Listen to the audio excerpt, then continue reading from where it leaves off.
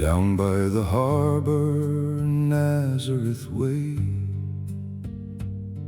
where gulls cried sharp at dawn, the rope walk stretched beside the shore, through mist and weather drawn. Tar smoke drifted through the yards, the hemp lay thick and brown, and all day long the harbor rang with hammers' iron sound. There worked a lad with quiet hands, lean-built and broad of chest. The Ropemaker would nod and say, "That boy there twists the best."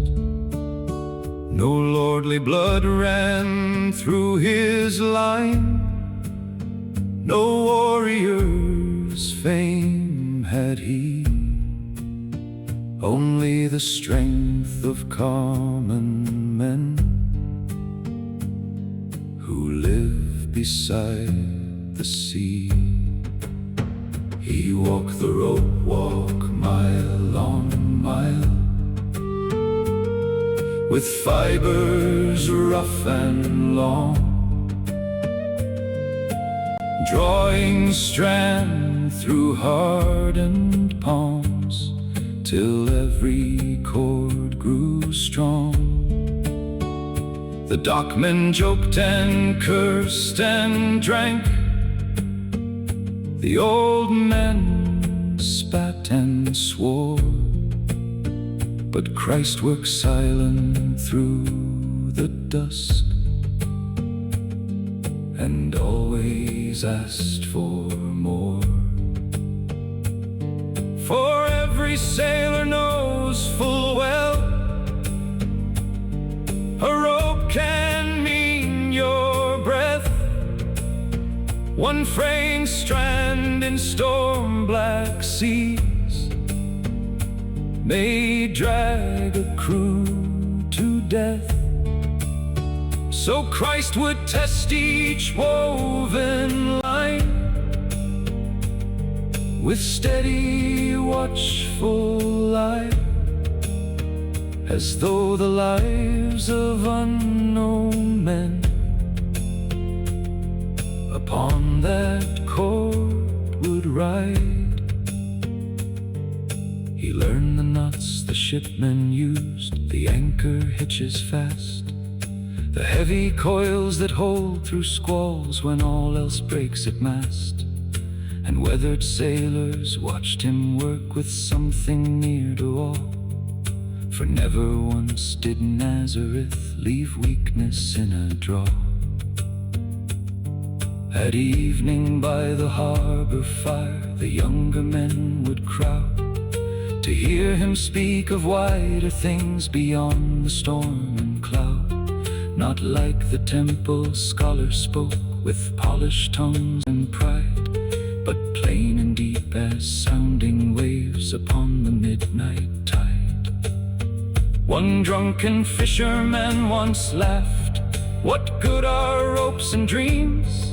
Then Christ picked up a fraying line, half rotted through the seams. "A cord is only strands made one," he said beside the flame. So too are men when bound in truth, not fear, nor greed, nor shame.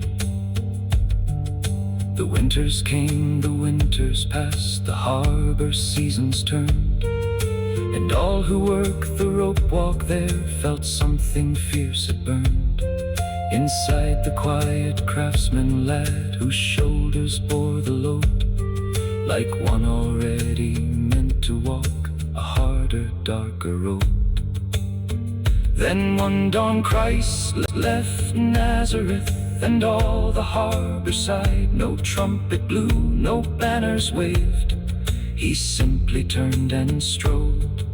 The Ropemaker stood watching long beside the salt gray foam, and somehow knew the strongest rope cannot forever hold. Years later came the bitter word from traders out of Judea.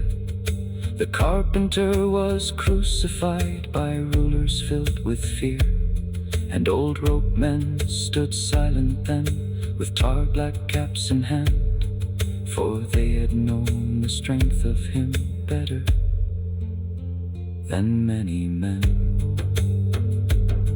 Now sailors say in stormy nights, when rigging screams above, and fraying lines strain hard as death against the wrath thereof, a nail-scarred hand still guards the ropes that keep lost vessels whole. For Christ once learned beside the tide the craft that binds the soul.